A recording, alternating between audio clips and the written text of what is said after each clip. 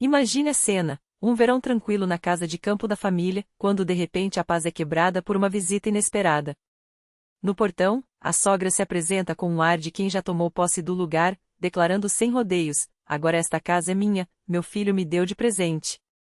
Ninguém esperava por essa reviravolta, mas o pai de família, surpreendentemente, manteve a calma com uma serenidade que deixou todos intrigados. Permitam-me compartilhar com vocês uma história que vai muito além de um simples conflito familiar. É uma trama de emoções, escolhas e consequências que nos faz refletir sobre os limites entre o amor e a justiça. Svetlana Alexeyevna observava o terreno com olhos brilhantes, imaginando-se como a nova dona daquele paraíso. Uma casinha de 2 andares, bem cuidada, com canteiros organizados, árvores frutíferas e até um pequeno lago ornamental com peixes coloridos. Tudo aquilo era o sonho que ela sempre alimentou, mas nunca pôde realizar sozinha. Viúva há 5 anos, vivendo em um apartamento modesto na periferia, seu único consolo era o filho, Victor. Quando ele se casou com Marina, uma moça de família abastada e formação impecável, Svetlana no início a recebeu de braços abertos. Mas com o tempo, percebeu que a nora não era tão simples quanto parecia. Para ela, Marina olhava para baixo, como se sua origem humilde fosse um fardo. Os anos só pioraram a relação. Svetlana estava convencida de que a nora afastava o filho dela. Victor realmente passou a ligar menos, a visitar com menos frequência. Quando nasceu o neto, Artem, ela acreditou que as coisas melhorariam, mas foi justamente o contrário. Marina controlava cada visita, alegando falta de tempo ou seus métodos de criação. Até que, em um dia de desabafo, Svetlana não se conteve: filho, você me esqueceu completamente. Estou sozinha, ninguém me quer por perto. Nem meu próprio neto posso ver. Victor, cansado, tentou acalmá-la: mãe, pare com isso. Nós temos nossas obrigações, o Artem, o trabalho. Sempre a Marina, só a Marina. Antes você não era assim, ela choramingou. Ninguém te influenciou, filho. É você quem está me abandonando. Não é isso, mãe. Agora tenho minha própria família, entenda. O argumento se repetia há meses. Svetlana, então, jogou sua última carta: todas as minhas amigas têm suas casas de campo, e eu? Nem um canto para descansar na velhice. Ao menos nos fins de semana. Victor suspirou. Ele conhecia bem aquele discurso. A mãe sonhava com a casa de campo dos pais de Marina, um espaço amplo e luxuoso em um condomínio de elite, a 1 hora da cidade.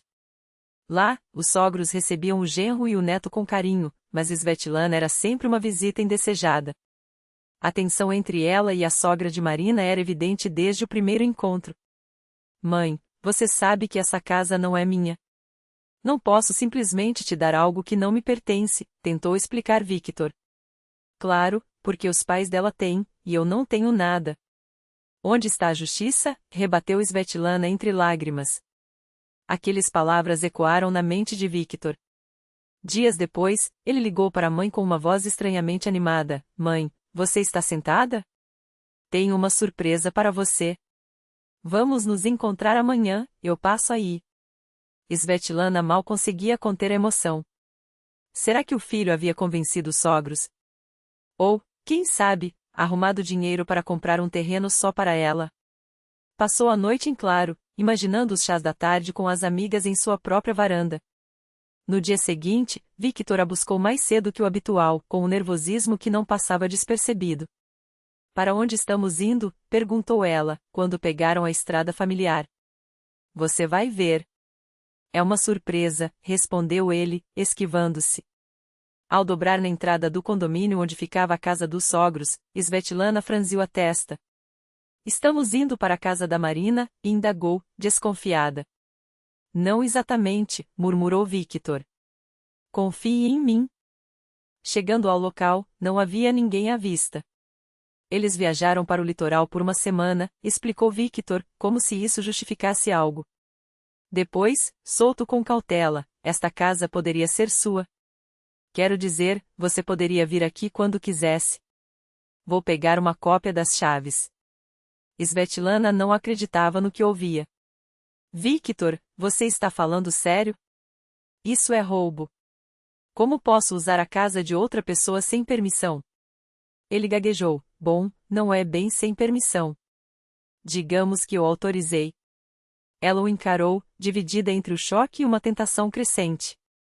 Afinal, o filho era parte da família, não tinha ele direito sobre aquele espaço. Não ia danificar nada, só aproveitar um pouco de tranquilidade. Filho, você está falando sério? Repetiu, desta vez com um tom diferente. Victor, sem coragem de olhá-la nos olhos, confirmou: sei que não é o ideal, mas você é minha mãe. Quero que seja feliz. Foi o suficiente. Alguma coisa dentro de Svetlana clicou. De repente, ela se sentiu no controle. Me dê as chaves, pediu, estendendo a mão com determinação. Victor as entregou, observando-a entrar na casa com uma mistura de alívio e arrependimento. Nos dias seguintes, Svetlana viveu uma fantasia. Recebeu as amigas para um chá, gabando-se do presente do filho. Na versão dela, a casa era um gesto de carinho legítimo, não um empréstimo duvidoso. Victor ligava todos os dias, nervoso, lembrando que os donos voltariam em 4 dias. Mas Svetlana já havia se apoderado do lugar. Rearrumou os móveis, trocou as cortinas, até planejou o jardim da próxima estação. No 4º dia, convidou suas confidentes, Galina Nikolaevna e Zinaida Stepanovna, para um chá pomposo. As amigas se maravilharam com o espaço impecável, o lago, o conforto. Tudo isso foi presente do seu Victor, e espantou-se Galina. Ele deve ganhar muito bem, respondeu Svetlana, orgulhosa. E o pai da Marina não ajudou? Afinal, eles têm negócios em família, cutucou Zinaida. Svetlana cortou o assunto com firmeza: isso agora é minha casa. Meu filho me deu. Se eles quiserem outra, que comprem. Foi nesse exato momento que o destino decidiu intervir. Naquele instante, o portão de ferro rangiu ao se abrir com força, e 3 figuras adentraram a propriedade com passos decididos: Igor Vladimirovich, Helena Dmitrievna e, entre eles, Marina, cujo rosto era uma máscara de indignação mal contida. Svetlana Alexeyevna reconheceu-os imediatamente, os sogros e a nora que, até aquele momento, ela acreditava ter sob controle. O silêncio que se instalou foi cortante como uma lâmina. O que está acontecendo aqui? A voz de Igor Vladimirovich, embora calma, carregava um tom que gelava o ar. Seus olhos percorreram a mesa postada com esmero, as xícaras de porcelana ainda fumegantes, as 3 mulheres que agora se petrificavam em seus assentos. Svetlana Alexeyevna, continuou ele, cada sílaba pesando como uma acusação, o que a senhora está fazendo em nossa casa? Ela não recuou. Não com aquelas testemunhas. Não depois de ter proclamado, há poucos minutos, sua vitória perante as amigas. Ergueu-se com a dignidade de uma rainha deposto, mas ainda assim, uma rainha. Esta agora é minha Dasha, declarou, o queixo erguido. Meu filho me deu de presente. Cada pedra, cada árvore aqui pertence a mim. Marina empalideceu, como se tivesse levado um tapa. Seus dedos se crisparam ao redor da bolsa, e por um segundo, Svetlana quase sorriu ao ver a nora tão desmontada. Mas então, o rubor da fúria subiu pelo pescoço da jovem, pintando suas faces de vermelho. Como assim, deu? A voz de Marina tremeu de raiva. Victor não tem o direito de dar o que não é dele. Igor Vladimirovich, ao contrário da filha, mantinha uma calma aterradora. Sem pressa, tirou o celular do bolso, discou um número e levou o aparelho ao ouvido. Svetlana não ouviu o que lhe disse, mas viu seus lábios se moverem com precisão cirúrgica. Victor, explique-me por que sua mãe e suas amigas estão tomando chá em minha Dasha, afirmando que você lhe a deu de presente. O silêncio que se seguiu foi insuportável. Os segundos se arrastavam como horas. Então, o rosto de Igor se fechou, os músculos da mandíbula se tensionaram. Ele desligou o telefone sem se despedir. Entendido, murmurou, mais para si mesmo do que para os presentes. Depois, voltou-se para Svetlana com um sorriso que não chegava aos olhos. Não sei que história a senhora inventou, mas esta propriedade está registrada em meu nome. Abriu a pasta que carregava e exibiu um documento com selos e assinaturas. Tenho aqui a escritura, o registro no cartório, tudo em ordem. Exijo que a senhora e suas convidadas deixem o local imediatamente. Asterisco. Svetlana sentiu o chão tremer sob seus pés. Mas se curvasse agora, diante de Galina, de Zinaida, diante daqueles olhos julgadores? Não. Isso seria pior que a morte. Vitia me deu as chaves.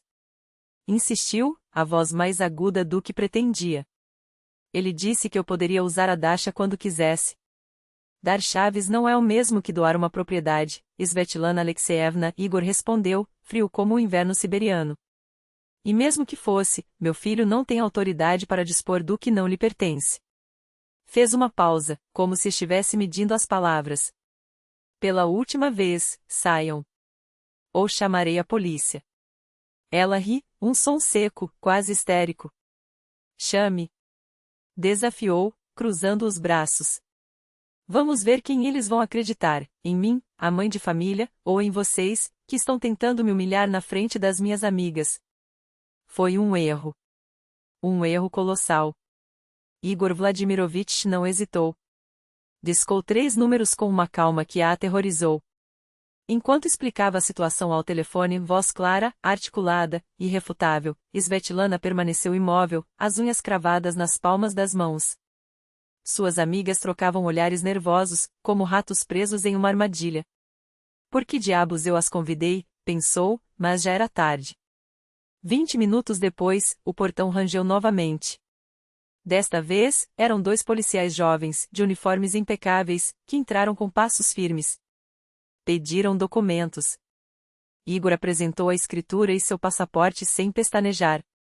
Svetlana só tinha o RG, que tremia em suas mãos. Cidadã, disse o mais velho dos 2, sem rodeios, a senhora está em propriedade privada sem autorização. O proprietário exige que a senhora e suas acompanhantes se retirem agora. Asterisco. Mas meu filho, ela começou, desesperada. Seu filho não é o dono, cortou o policial, impassível. E, mesmo que fosse, a senhora não tem nenhum documento que comprove sua alegação. Suspirou, como se já tivesse visto aquela cena centenas de vezes. Recomendo que recolha suas coisas e saia por bem. Caso contrário, teremos que registrar uma ocorrência por invasão de propriedade. Foi então que outro carro parou na entrada.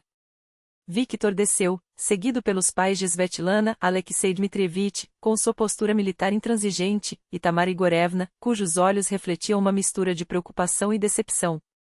Meus pais, pensou Svetlana, e algo dentro dela se partiu. Não por vergonha, não por arrependimento, mas pela certeza de que, agora, até eles testemunhariam sua queda. Papai, mamãe, o que vocês estão fazendo aqui? Sua voz saiu fraca, quase infantil.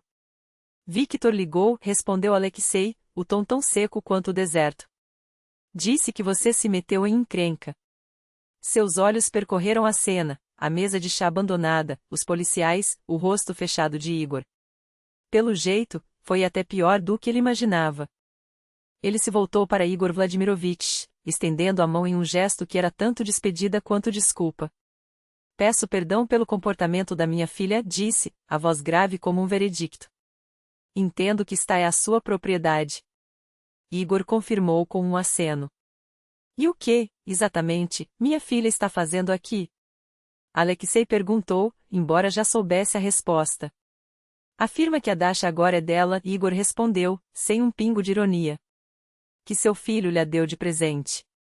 O silêncio que se seguiu foi tão denso que dava para cortar com uma faca. Alexei Dmitrievich virou-se para Svetlana, e ela recuou instintivamente, como se esperasse um tapa. Sua voz era um rosnado baixo. Você perdeu o juízo? Como ousa mentir sobre uma coisa dessas? Eu não menti. Ela explodiu, as lágrimas finalmente rompendo a barreira. Vitia me deu as chaves. Disse que eu poderia usar a Dasha quando quisesse. Victor, que até então permanecera em silêncio, deu um passo à frente. Seu rosto estava pálido, os olhos vermelhos, como se não tivesse dormido em dias.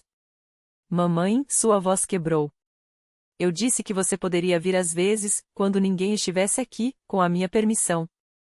Nunca falei em doação. Nunca. Sacudiu a cabeça, como se não conseguisse acreditar no que via.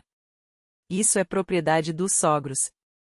Eu não posso dar o que não é meu, asterisco. As palavras caíram como marteladas. Svetlana olhou para as amigas, buscando apoio, mas Galina e Zinaida evitavam seu olhar, como se ela fosse uma leprosa. Traidoras, pensou, mas não tinha mais forças para lutar. Pegue suas coisas, ordenou Alexei, o tom não admitindo réplica. Nós vamos embora. E você vai se desculpar com os donos da casa. Não vou me desculpar. Ela cuspiu, o orgulho ainda queimando em suas veias. Eles é que deveriam pedir desculpas por estragar meu dia. Seu pai apenas riu, um som sem alegria. Você tem 5 minutos, disse. Depois, sairemos daqui à força, se necessário. E não mentiu. 5 minutos depois, Svetlana Alexeyevna estava sentada no banco traseiro de um táxi, entre os pais e as amigas, que agora pareciam desejar desaparecer. Alexei se desculpou formalmente com Igor Vladimirovich, prometendo que isso não se repetiria. Viktor e Marina ficaram para trás, sozinhos com os pais dela, e Svetlana soube, com uma certeza dolorosa, que o casamento do filho nunca mais seria o mesmo. No trajeto de volta, ela não disse uma palavra. As lágrimas escorriam silenciosas, queimando como ácido. Só quando chegaram ao apartamento dos pais, seu exílio, pensou, é que o dique se rompeu. Atirou-se no sofá, o corpo sacudido por soluços violentos. Todos estão contra mim?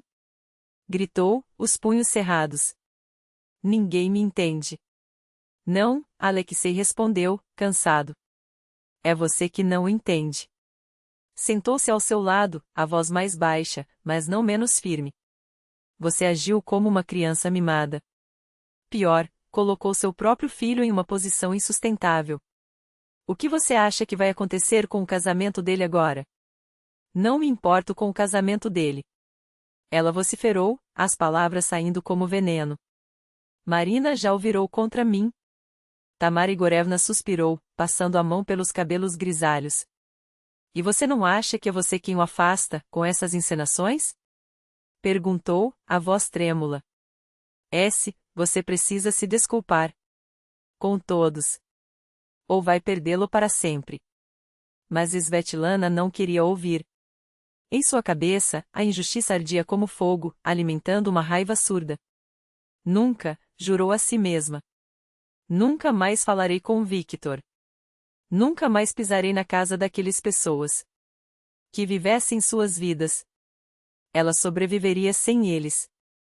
Viktor tentou. Ligou várias vezes na semana seguinte, deixou mensagens, apareceu à sua porta. Ela ignorou tudo. Quando os pais vinham visitá-la, agora com mais frequência, como se temessem deixá-la sozinha com seus próprios demônios, ela desabafava. Ele escolheu aquela revista em vez da própria mãe. Que não venha chorar quando eu estiver morrendo. Alexei apenas balançava a cabeça, como se visse, em sua filha, o retrato de uma tragédia anunciada. 2 meses se passaram. Svetlana ainda se recusava a atender às ligações do filho. As notícias dele chegavam por intermédio dos pais, que mantinham contato com o neto. Até que, uma noite, a campainha tocou. Na porta, estava Alexei Dmitrievich, o rosto impassível. Arrume-se, disse, sem preâmbulos. Vamos para a Dasha. Que Dasha?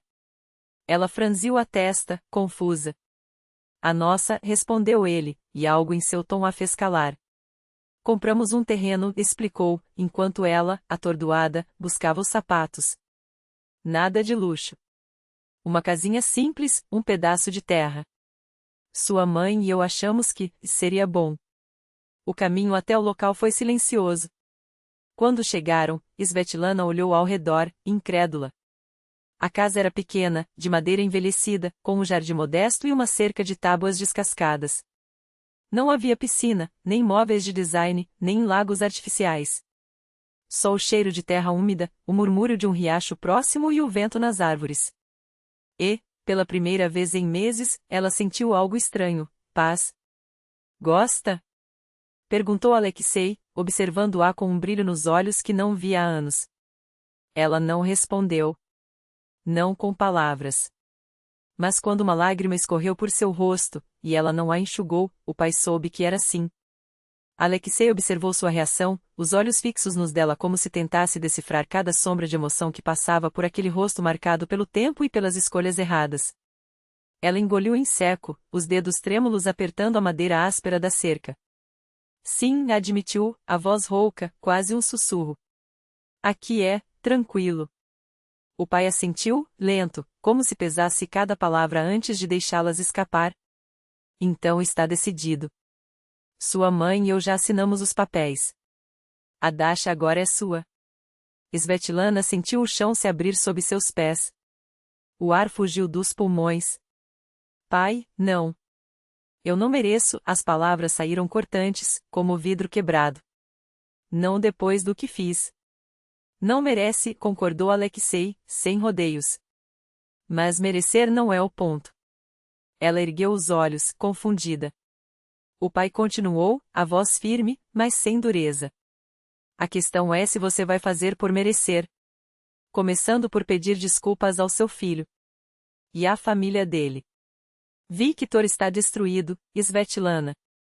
Ele quase perdeu o emprego por sua causa. Marina chora à noite, perguntando o que fez para merecer uma sogra que a trata como inimiga. E o Artem, aqui, a voz do velho tremulou, apenas por um instante, pergunta por você. Todos os dias. O silêncio que se seguiu foi como uma faca cravada no peito. Svetlana fechou os olhos, e as lágrimas, dessa vez, não eram de autocomiseração. Eram ácidas, queimavam. Eu não sabia, murmurou. Agora sabe, respondeu o pai. E o que vai fazer com isso? Asterisco. Na manhã seguinte, as mãos dela tremiam ao discar o número. Victor atendeu no segundo toque, a voz tensa, desconfiada. Mãe? Ela não conseguiu responder de imediato. Engoliu o nó na garganta. Preciso ver você. Por favor. Encontrarão-se em um café anônimo, daquele tipo que ninguém frequenta por escolha, só por necessidade. Victor chegou primeiro. Quando Svetlana o viu, sentiu como se tivesse levado um soco, os olhos inchados de noites mal dormidas, as olheiras fundas, os ombros curvados como se carregasse um peso invisível. Ela começou, mas a palavra engasgou. Tentou de novo. Filho, me perdoe. Ele a encarou, incrédulo. Não disse nada. Não precisava. O silêncio dele era um espelho, refletia todo o dano que ela havia causado. Eu fui, monstruosa, continuou, as palavras saindo em rajadas entrecortadas. Egoísta. Cega. Não tenho desculpa. Só tenho vergonha. E a promessa de que vou consertar isso. Com você, com a Marina, com os pais dela. Com todo mundo que machuquei. Victor cruzou os braços, como se precisasse se proteger. Você sabe o que quase aconteceu, mãe? O Igor Vladimirovich, meu chefe, me chamou no escritório. Disse que ou eu controlava minha família ou ele me demitiria. Por pouco não perdi tudo. Por sua causa. Ela baixou a cabeça. As mãos, agora, não tremiam mais. Estavam imóveis, como pedra. Eu vou falar com ele. Hoje mesmo. Não adianta, Victor cuspiu, amargo. O estrago já está feito. Minha reputação, meus sogros. Eles acham que sou fraco. Que não posso nem gerenciar minha própria mãe. Svetlana levantou os olhos, e havia algo novo neles, uma chama que não estava lá ontem. Então deixe eles ouvirem de mim. Deixe que eu assuma a culpa. E que eu peça perdão. Não por você, Victor. Com você. Ele a observou por um longo momento. Então, lentamente, assentiu. Eles não vão querer te ver. Vou fazer com que queiram. Asterisco. Os pais de Marina receberam-na com frieza polida, como se ela fosse uma vendedora insistente na porta de casa. Mas Svetlana não desviou o olhar. Não suplicou. Só falou. Eu invejava vocês, admitiu, a voz firme apesar das lágrimas. Invejava essa Dasha, essa vida que parecia perfeita. E em vez de construir a minha, tentei roubar a de vocês. Foi patético. Foi mesquinho. E foi errado. O silêncio que se seguiu foi sufocante. Até que a mãe de Marina, finalmente, suspirou. Por que agora, Svetlana? Por que essa mudança? Ela sorriu, triste. Porque quase perdi tudo. E percebi que tudo que eu realmente tinha valia mais do que 1000 dachas de mármore. Não foi fácil. Não foi rápido. Mas algo mudou naquele dia. Algo pequeno, como uma rachadura no gelo. E, pela primeira vez em anos, Svetlana sentiu que, talvez, ainda houvesse um caminho de volta.